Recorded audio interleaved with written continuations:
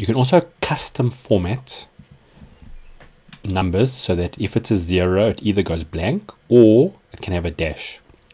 So for the first part, I'm just going to highlight maybe that section there.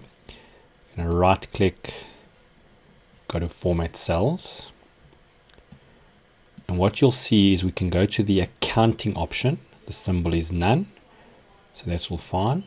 When I say OK, you'll notice wherever there's a 0, it turns into a dash.